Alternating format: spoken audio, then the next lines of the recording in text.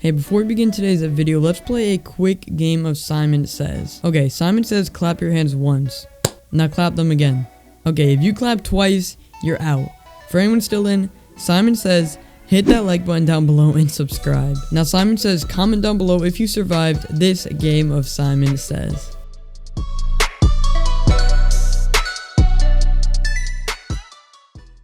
Hey guys, Golden here, and welcome back to another Fortnite Mobile update video. Today, we're going to be talking about keyboard and mouse support, save the world to mobile, optimization, and much more. Before we actually hop into this action-packed video, I'm proud to announce today's video is sponsored by Filmora9. By the way, please ignore my voice. I recorded this a while ago, so I might sound a little different. People are always asking me, how do you edit so good? What editing software do you use, etc.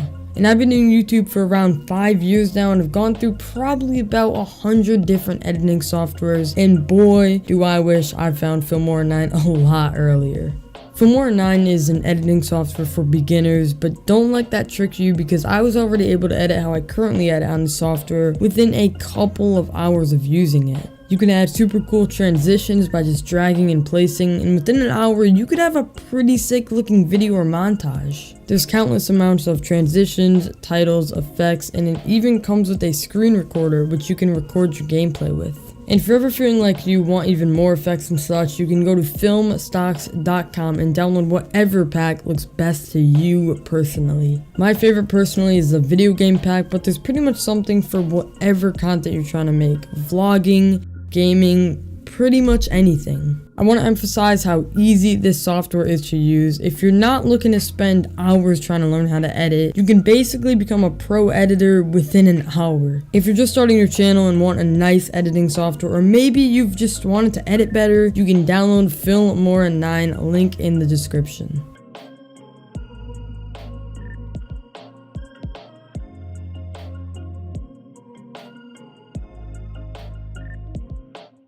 Huge shouts out to Filmora for sponsoring today's video. Make sure you all go download it down below. But anyways, with that out of the way, I don't know if you guys can actually tell, but I'm actually using a new mic. Hopefully it sounds a little better to you guys. If it does though, please let me know with the comment because some people have been telling me it actually sounds worse, so let me know. But also, if you want to support what I do for you guys, then please consider using code GOLDEN for every single purchase in the Fortnite item shop. Super sorry for the super long intro, but I hope you guys all have a wonderful day. Sit back, relax, and enjoy the mobile news. The first thing we have to talk about in today's video is keyboard and mouse support. Since Fortnite Mobile first came out, there's always been a bunch of people wanting to play Fortnite Mobile with a keyboard and mouse, but unfortunately Epic hasn't actually added this option for mobile players to be able to do this, which is definitely disappointing. Similar to controller support, just the thought of being able to play Fortnite PC on the go just seems super cool to me. So as you all know, recently Sneddy has been just overall going off, leaking like tons of stuff and just overall doing a lot for the community. In this past week, after looking closer into the code, he actually found some keybinds inside of the Fortnite Mobile files.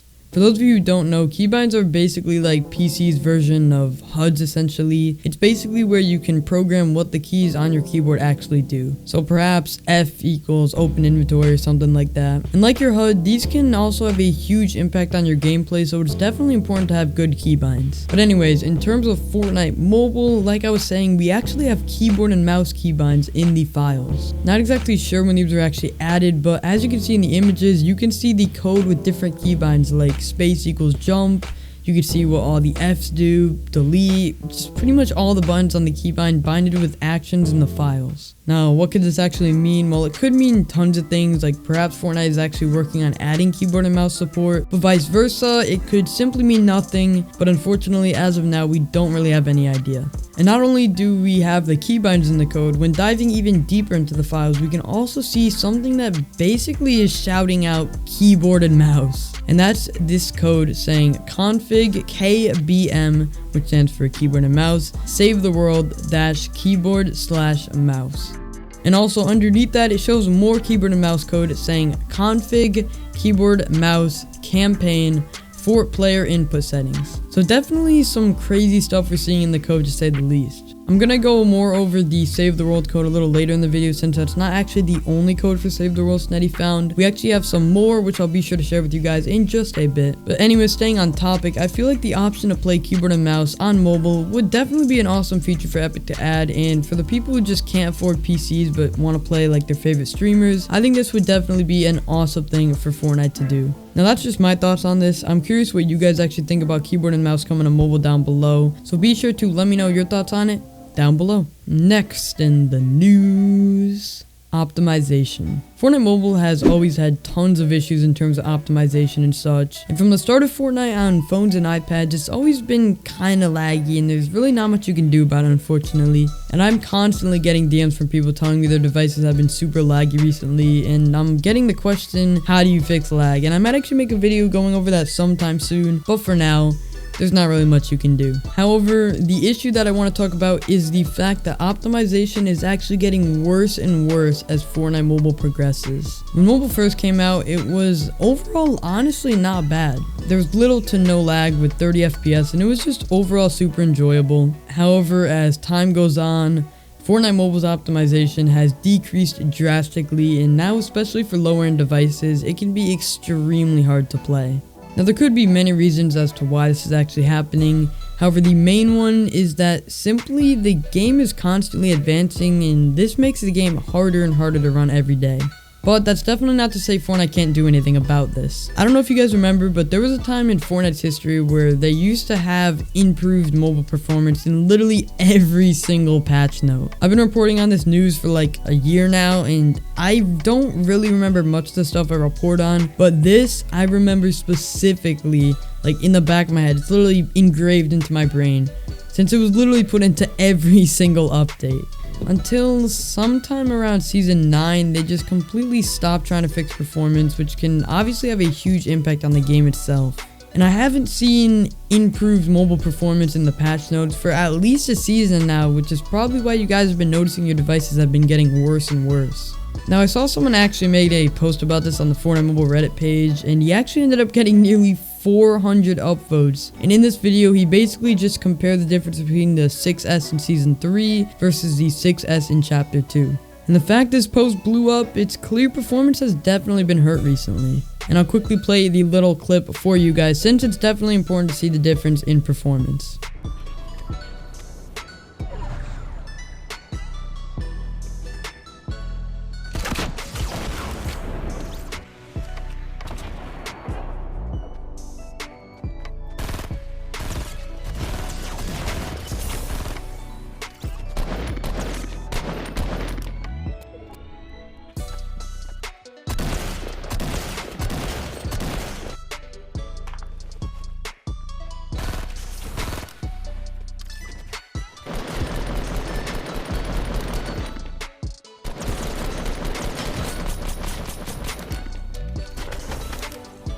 So as you can see there, clearly the 6S is now running super choppy compared to back in the OG mobile days, which genuinely is super disappointing, since some people out there just don't want to buy a new device. I think Fortnite should definitely improve the optimization for these devices. Let me know down below what devices you guys play on and how your performance has been with Fortnite recently, and I'll try to read as many comments as possible. And hopefully we can get some optimization updates in the near future.